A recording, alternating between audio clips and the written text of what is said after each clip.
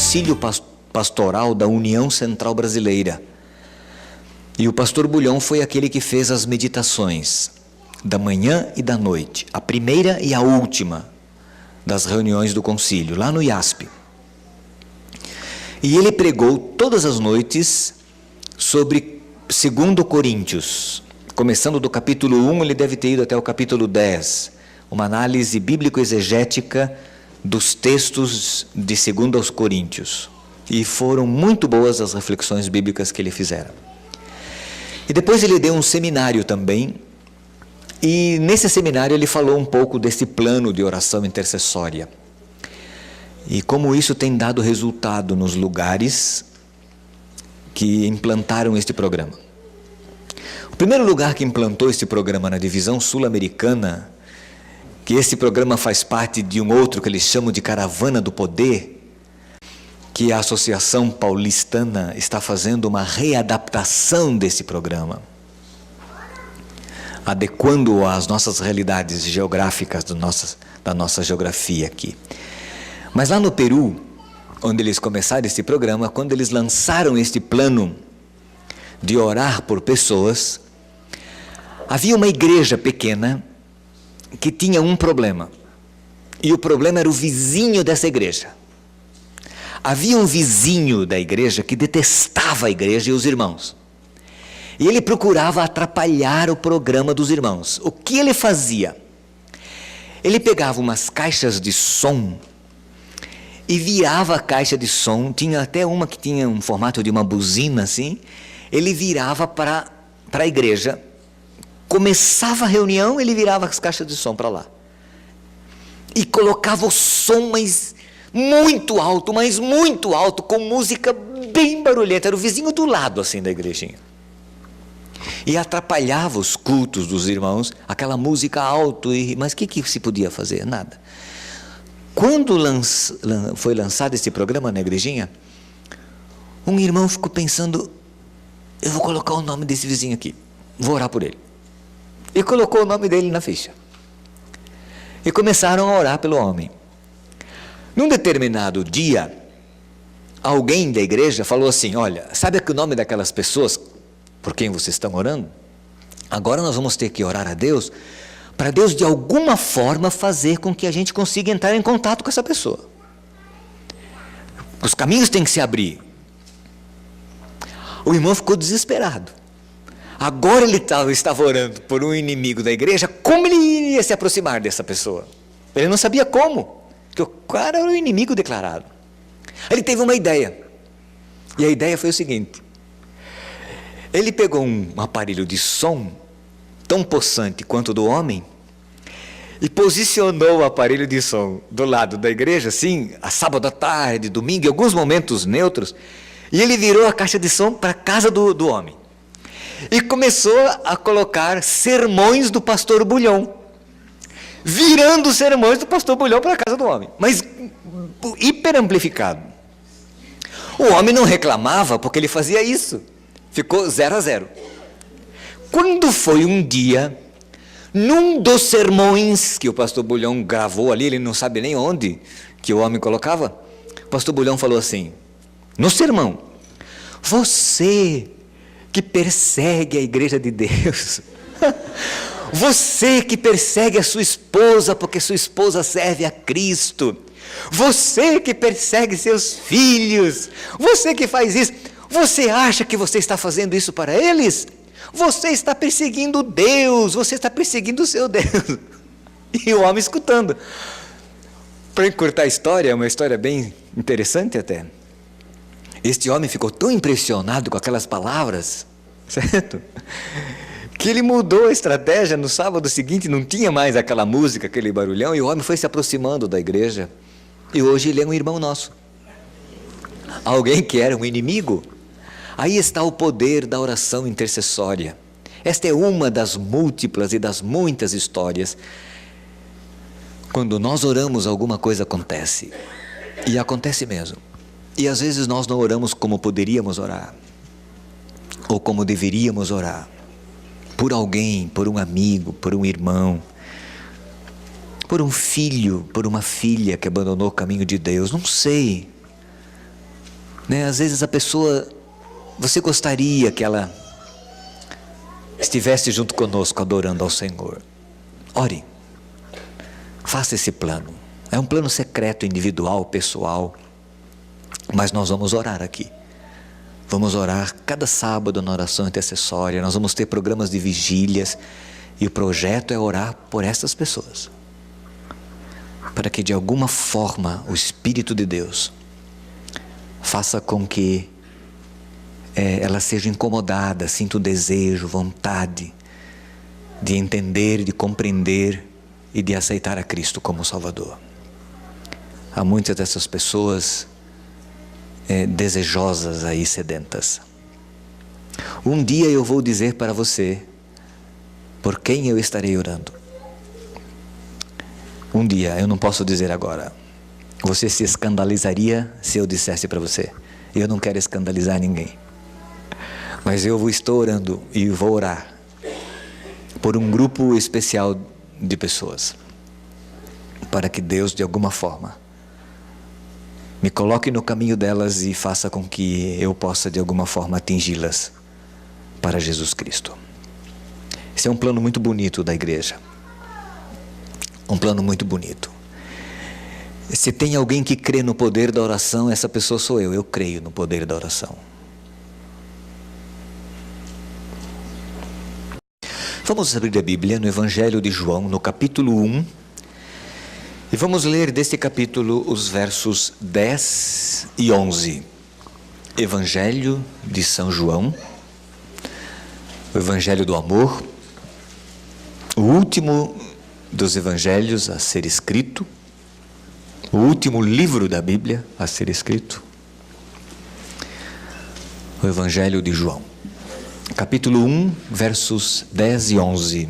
A Bíblia diz assim: aquele que é a palavra estava no mundo. O mundo foi feito por intermédio dele, mas o mundo não o reconheceu. Até lógico, né? Estava no mundo, vivia no meio do mundo, tinha feito o mundo, mas o mundo não o reconheceu. É muito comum não sermos reconhecidos, né? É muito comum. Mas agora veja o verso 11. Veio para o que era seu, mas os seus não o receberam. Não é não o reconheceram. Não o receberam. Talvez não haja na Bíblia palavras mais chocantes do que estas. A palavra estava no mundo, tinha feito o mundo não a reconheceu. Viera para os seus e os seus não o receberam.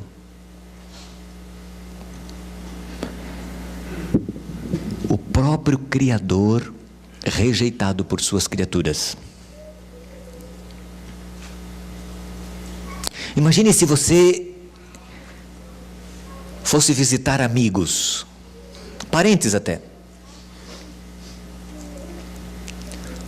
Faz uma viagem longa para visitá-los. Chega lá, não é recebido por eles. Eles rejeitam você. Como você se sentiria? Eu falei agora, preguei 9 horas, uma parte desta mensagem aqui na Vila Norma, para os irmãos ali de Vila Norma. E lá tem uma irmã pernambucana de Caruaru. Toda a família vive lá. E eu perguntei, irmã, já pensou se você sai daqui de São Paulo, faz essa viagem longa de ônibus para visitar seus parentes em Caruaru, com a maior alegria, e ao chegar em Caruaru, teus parentes não te recebem, como você se sentiria? E ela, bem nordestina, falou assim: eu nunca mais ia pisar lá. Nunca mais. É isso daí, este é o sentimento humano. É o primeiro sentimento. ser rejeitado por amigos, por parentes, pessoas queridas que nós amamos, que a gente vai ao encontro deles com tanta alegria, e eles viram as costas, é muito triste. Pois o próprio Deus veio a este mundo, veio para aqueles que lhe pertenciam. Tudo bem o mundo não ter reconhecido, tudo bem, né? Faltava-lhes dados para reconhecerem o Criador. Mas o seu povo veio para o que era seu, e os seus não o receberam. Jesus contou uma parábola uma vez, vamos ao Evangelho de Mateus, no capítulo 21. E nesta parábola ele retrata bem isso aí. Evangelho de Mateus, capítulo 21, versos 33 até 39. A parábola dos lavradores, algumas versões falam a parábola dos lavradores maus. Evangelho de Mateus, capítulo 21, versos 33 em diante. Ouçam esta parábola, disse Jesus. Havia um proprietário de terras que plantou uma vinha, colocou uma cerca ao redor dela, cavou um tanque para prensar as uvas e construiu uma torre. Veja, o indivíduo plantou a vinha, cercou-a, construiu um lagar, um tanque, um lagar para espremer as uvas dentro. Era muito comum, era muito prático, porque as uvas ali mesmo eram colhidas e ali mesmo eram espremidas. Normalmente eles faziam, só por curiosidade, normalmente eles aproveitavam um desnível do terreno para fazer o lagar. Aproveitando aqui um desnível para que o suco pudesse ser tirado do lagar por aqui. O lagar era feito de pedra, podia ter profundidades variáveis, normalmente não era muito profundo. Eles jogavam as uvas recém-colhidas ali dentro, com os cachos inteiros, e depois um grupo de homens, normalmente homens, arregaçavam aquelas roupas, amarravam aqui na cintura, e entravam e amassavam as uvas com os pés. E eles ficavam unidos assim, 3, 4, 5 homens com os braços, porque eles caminhavam juntos. Facilitava o trabalho.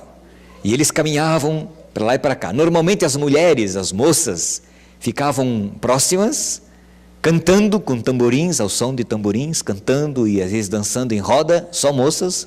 Em Israel, homem não dançava, era só mulher que dançava, era coisa de mulherzinha em Israel, né? Conhece essa expressão, coisa de mulherzinha? Isso é do nosso tempo de menino, né? As brincadeiras, tinha brincadeiras de menina e brincadeiras de menino. Hoje parece que as crianças perderam isso, né? Falando nisso, eu ouvi esses dias numa rádio aqui em São Paulo, a propaganda diz que no campus da USP, ali tem um museu de brinquedos. Museu de brinquedo. Eu tive até vontade de um dia ir lá ver.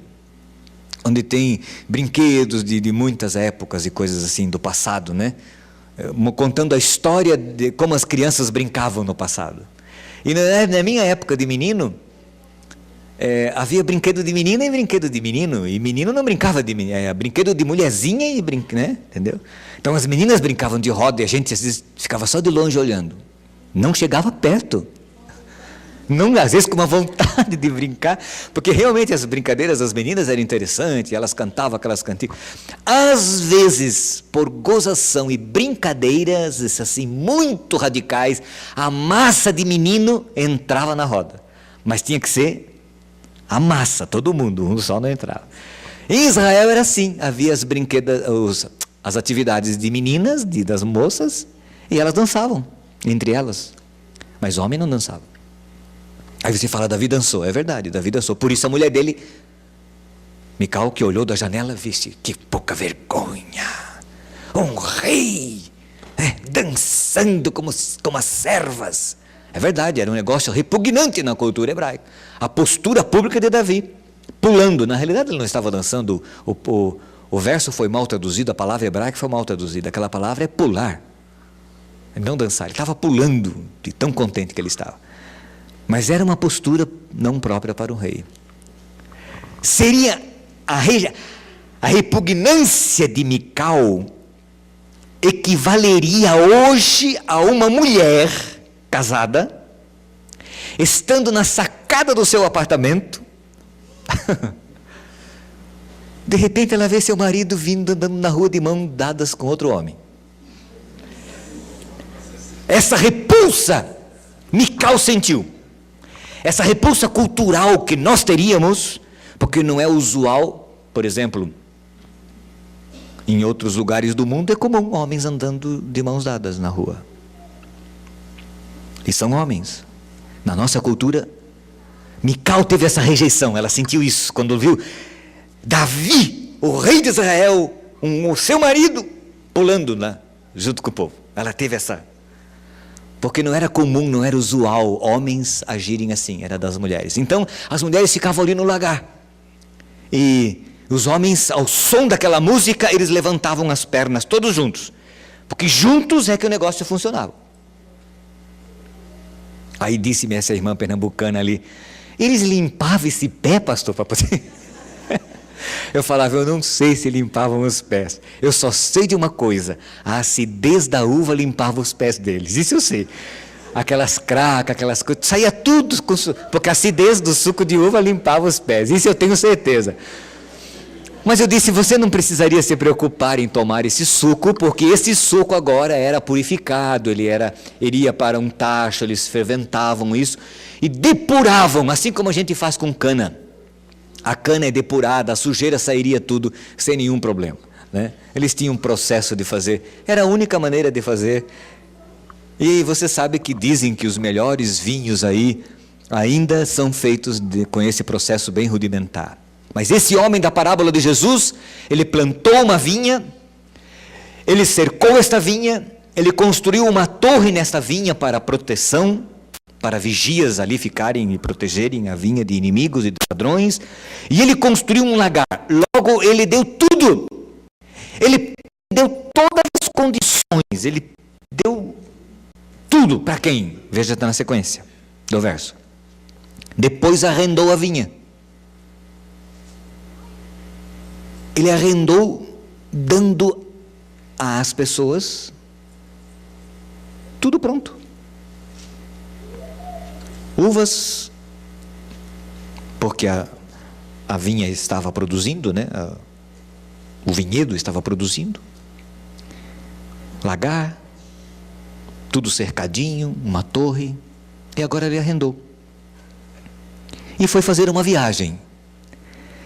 Aproximando-se a época da colheita, verso 34, enviou seus servos aos lavradores, para receber os frutos que lhe pertenciam. Normalmente uma pessoa, quando arrenda suas terras, uma porcentagem da produção lhe pertence, como de direito. E este homem também.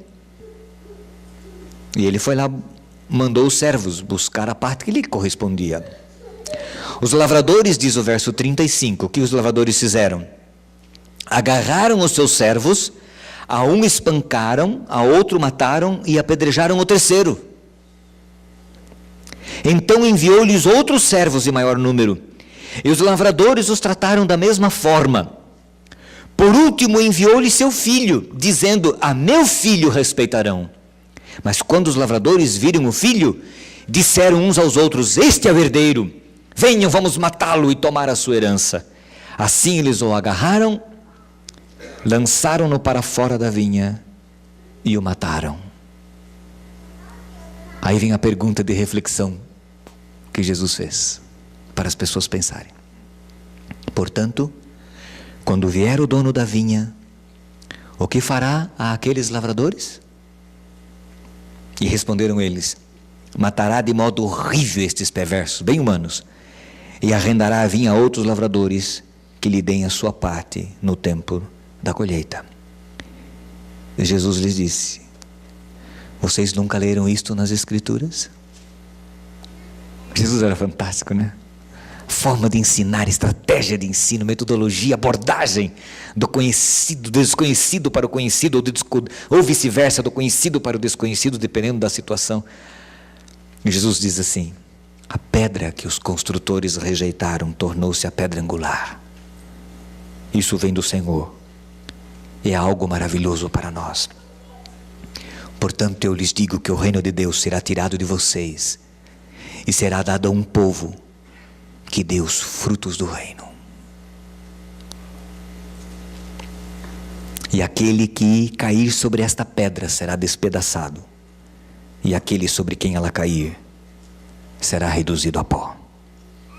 Quando os chefes dos sacerdotes e os fariseus ouviram as palavras de Jesus, compreenderam que ele falava a respeito deles.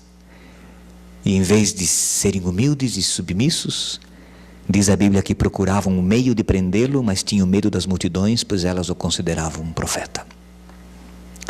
Veio para o que era seu, e os seus não o receberam. Lavradores maus. Na parábola, os lavradores pode ser você e eu, os arrendatários das bênçãos que o Senhor nos dá. O Senhor nos dá tudo pronto.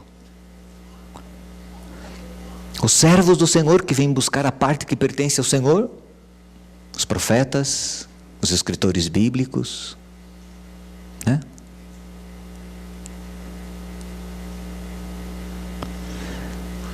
O Filho é o Senhor Jesus. Veio para o que era seu, e os seus não o receberam. Ingratidão. Nada mais fere o nosso coração do que a ingratidão. Aquelas pessoas rejeitaram Jesus por algumas razões. Eu destaco 3 razões possíveis para esta rejeição. 3 razões. Deixa eu ver aqui a minha primeira razão. Deixa eu pular algumas coisas aqui das minhas anotações. A primeira possível razão. Os israelitas daquele período histórico olhavam para as grandezas dessa terra, para as realidades mundanas do dia a dia. E isso fizera com que Jesus não lhes fosse atraente. Por isso o rejeitaram. Esta é uma possível razão. Jesus era um homem humilde, Jesus era um homem simples, e isso era contrário às expectativas que eles tinham do Messias. Eles amavam o poder, amavam a pompa, a riqueza, o esplendor, e Jesus não era nada disso. Fora criado em Nazaré, uma cidade humilde e simples. Era carpinteiro, uma profissão humilde e simples. Era um homem comum do povo. E isso não interessava a eles. Por isso muitos o rejeitaram. Uma segunda causa poderia estar na experiência passada do povo. Eles haviam ido para o cativeiro babilônico e tinham sofrido muito no cativeiro babilônico por causa da idolatria. E quando voltaram, tomaram algumas decisões radicais para evitar uma possível... que a história se repetisse. Que fossem outra vez para o cativeiro. E aí, eles tinham muito medo. Eles se protegiam excessivamente. E achavam que Jesus era uma ameaça. Por quê? Porque eles colocaram tantas leis na observância do sábado, por exemplo, para impedir que o povo transgredisse o sábado, que quando veio Jesus guardando o sábado corretamente, eles acharam que Jesus estava transgredindo o sábado. Haviam leis absurdas para a observância do sábado. Por exemplo, detalhes assim: uma pessoa pode, no sábado, cuspir em cima de uma pedra, mas não poderia cuspir na terra, porque ao fazê-lo estaria estercando a terra, e ao estercar a terra com seu cuspo, estaria trabalhando e transgredindo o sábado. Uma pessoa não poderia andar mais de 1 quilômetro no sábado. 1 quilômetro era o percurso máximo do sábado, 1 quilômetro. Porém, se precisasse andar mais, o que faria? Acertaria no dia anterior, deixaria comida de 1 quilômetro, comida lá na casa de alguém. Então ela saía, andava 1 quilômetro, comia, bebia, lavava os pés, sei lá o quê, andava mais 1 quilômetro, comia, bebia. Então era uma hipocrisia tremenda. E Jesus curou pessoas doentes no sábado, muitos. O paralítico, mandou até que ele carregasse a cama. Jesus curou cegos no sábado. E eles ficavam doidos com isso, porque achavam que Jesus estava transgredindo. No entanto, se um boi, uma ovelha, caísse num buraco no dia de sábado, eles retirariam de lá. Mas ajudar alguém que estava doente, para eles era pecado mortal. Então Jesus, com a sua ideologia, com a sua maneira de ensinar, com a sua maneira de viver, com os seus ensinos, com a sua maneira de pregar, Jesus era uma ameaça para a estabilidade religiosa daquele povo, e eles o rejeitaram. Então, primeira razão, as glórias terrenas, as perspectivas mundanas, fizeram com que Jesus fosse rejeitado por eles. E a segunda razão, o próprio ensino de Cristo, que ia de encontro aos ensinos que eles pregavam com detalhes e minúcias e hipocrisias. Uma terceira causa, o contexto sociocultural no qual viviam. O governo que dominava era Roma, difícil para Roma controlar. Cobravam impostos, e eles odiavam, sabe quem? Os judeus que trabalhavam para Roma. Os judeus que cobravam impostos dos judeus para Roma, e a estes chamavam de publicanos, traidores da pátria. Eles odiavam os publicanos, os cobradores de impostos. E Jesus comia com publicanos, pecadores, meretrizes e cobradores de impostos. Jesus os amava. Jesus ia à casa deles, Jesus comia com eles, Jesus conversava com eles, e tinha no seu rol de discípulos muitos desse povo. E eles tinham problemas sérios com Jesus por causa disso. Zaqueu, por exemplo, era um cobrador de impostos, um publicano. Levi Mateus era um cobrador de impostos, um publicano. Maria Madalena era uma mulher que tinha tido vida livre, uma mulher prostituta. E Jesus não a rejeita. Jesus vai na casa dela, dorme na casa dela. Ela era irmã de Lázaro e de Marta. Jesus sempre ia ali. Mas eles, o desejo deles era de que surgisse um Messias, um líder religioso, um líder espiritual, que vencesse os poderio romano, expulsasse os romanos. E Jesus era pacificador. Se alguém te bater numa face, dê a outra. Se alguém te obrigar a andar 1 milha, ande o quê? Ande 2. Rejeitaram. Tranquilamente. Não é esse o tipo de Messias que nós queremos. Veio para o que era seu, e os seus não o receberam. Não o receberam porque amavam as coisas deste mundo, e Jesus era desprendido das coisas deste mundo. É como aquele jovem rico que Jesus falou: meu filho, vende tudo o que você tem, dá aos pobres e vem e segue-me. Jesus não pediu isso para Zaqueu, Jesus não pediu isso para Levi Mateus, Jesus não pediu isso para Nicodemos, não pediu, mas para aquele ele pediu, porque aquele cara amava tanto as riquezas, que as riquezas atrapalhavam a aceitabilidade de Deus, e por isso ele pediu: desfaça tudo isso. E aquele povo gostava tanto das coisas dessa terra, que eles rejeitaram Jesus. Tinham medo das leis, da sua religiosidade, e por isso rejeitaram Jesus. E as expectativas de Cristo não preenchiam as expectativas deles. Por isso eles o rejeitaram. Mas agora eu lhes pergunto, irmãos e irmãs que aqui estão, quais são as nossas expectativas acerca do reino de Deus e de Cristo? Estamos aceitando a Cristo ou o rejeitamos porque não é bem aquilo que nós achávamos que seria? É uma pergunta de reflexão que eu faço. Até que ponto aceitamos a Cristo e até que ponto o rejeitamos? Existe alguma parte de Cristo que nós não... Alguns ensinos dele que nós achamos assim que... Lembrem-se de uma coisa. Deus deu dons para você e para mim. Nós somos mordomos do Senhor. Deus arrendou-nos os nossos dons, os nossos talentos, as nossas habilidades. Nós não somos nada, irmãos, nós nada temos. Tudo que somos vem do Senhor. E o Senhor espera colher frutos.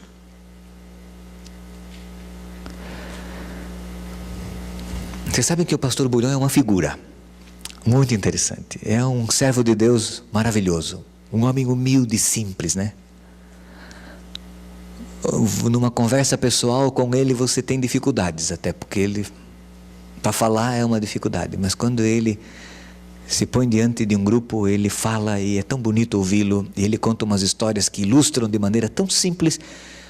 E falando-nos lá no concílio, ele contou a parábola daquele burro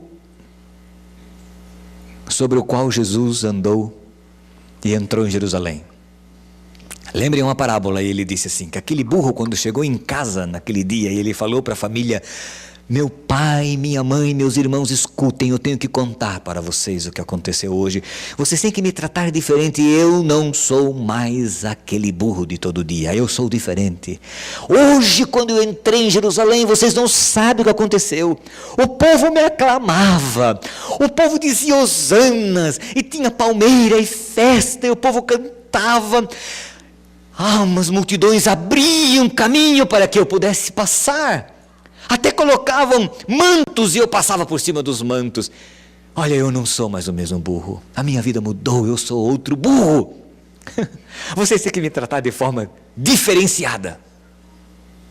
O pai, olhando para ele desconfiado, disse: espera, tem alguma coisa errada aí. Não, pai, mas foi exatamente assim como eu lhe contei. Vamos a Jerusalém, vamos lá. E o burro filho, né? Falou: vamos, eu vou lhe mostrar. E foram a Jerusalém. E quando chegaram em Jerusalém, não tinha festa, não tinha recepção, não tinha tapetes nas ruas, não tinha palmeiras, não tinha nada.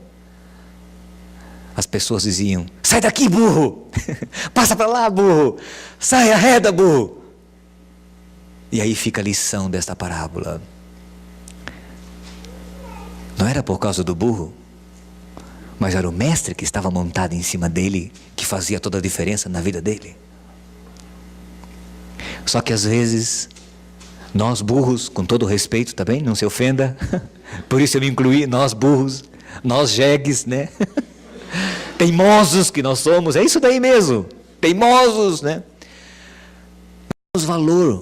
O nosso valor é o Cristo que habita em nós, é o Senhor que vive em nós. Ele que faz a diferença. A diferença não era o burro, mas era quem estava montado em cima dele. Só que o coitado não sabia disso, ou não se apercebeu disso. Na parábola, né? É uma história apenas. Eu e você não somos nada, irmãos e irmãs. Nós somos apenas criaturas pecadoras que valemos muito pouco neste mundo em que vivemos. No mundo que temos que trabalhar, viver, servir, e temos que competir até, né? Este é o mundo.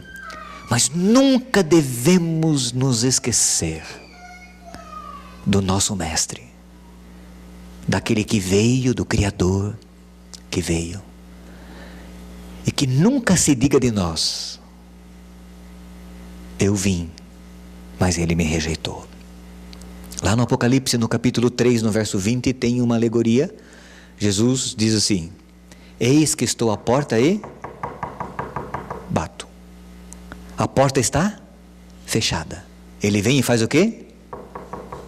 Bate. Aí ele diz assim: se alguém ouvir a minha voz, logo, além de bater, Jesus está fazendo o quê? Chamando. Ei! Como é que a gente diz? Tem alguém em casa, ou de casa? A gente não fala assim? Ou de casa. Aí alguém lá de dentro responde o quê? Ou de fora. Lá em Goiás é assim, né?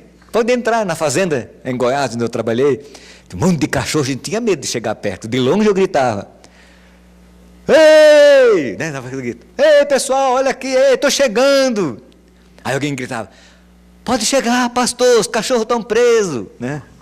Aí você chegava: eis que estou à porta e bato. Se alguém ouvir a minha voz, ouvir, e abrir a porta. Jesus diz assim: eu vou entrar. Eu vou entrar. E só não vou entrar. Eu vou fazer morada ali. Eu vou morar ali. Pelo amor de Deus, não rejeite Jesus. Não diga não ao seu mestre, ao seu Salvador. Não diga não. Eu vou repetir: pelo amor de Deus, não cometa essa loucura. Não se ofendam. Não seja burro. Porque rejeitar Jesus é a maior tolice que alguém pode fazer. É a maior burrice que alguém pode fazer nessa terra. É rejeitar Jesus. Não cometa os erros que os judeus da época de Cristo cometeram. Jesus tinha vindo para eles, mas eles não o receberam, rejeitaram o Mestre. Jesus veio para nós. Não cometamos esse erro. Nem que a gente tenha que sofrer. Não abra mão desta esperança, desta certeza. Ame a Cristo, sirva a Cristo, obedeça a Cristo. Vale a pena. É a melhor coisa que alguém pode fazer. Para isso você precisa conhecê-lo, é claro. Mas existe aceitabilidade inicial. Eu gosto dessa figura. Jesus diz: eis que estou à porta e bato. Se você ouvir a minha voz, eu vou entrar. E ele entra na nossa casa, do nosso jeito. Ele senta no banquinho, no tamborete, né? No banquinho de couro. Ele senta no chão, não tem problema. Se não tem lugar para sentar, senta no chão. Ele come com o prato na mão, né? Prato de alumínio, né? Ou você nunca comeu prato de alumínio? Prato de alumínio, prato de esmaltado, né? Aquele prato de esmalte. E se não tem garfo, ele come com a mão mesmo, não tem importância. E se a casa for chique, ele se assenta ali à mesa, sem problema também, não tem problema.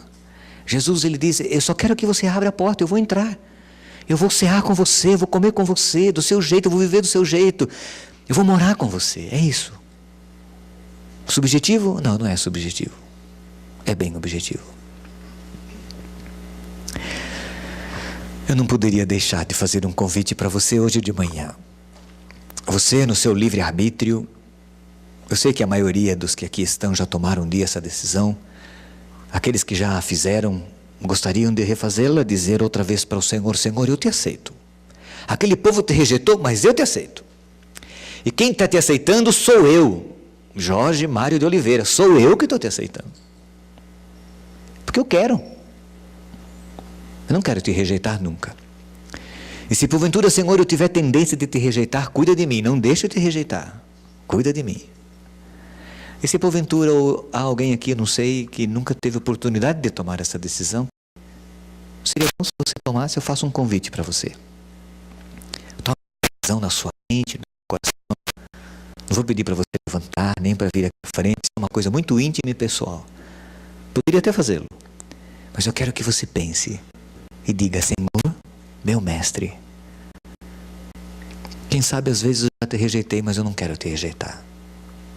Eu te aceito como meu Deus, meu Salvador e meu Senhor. Não te conheço muito, quero te conhecer mais. Se você quiser dizer isso, de uma forma ou de outra, eu convido você a curvar a cabeça e fazer sozinho uma oração, do seu jeito, da sua maneira.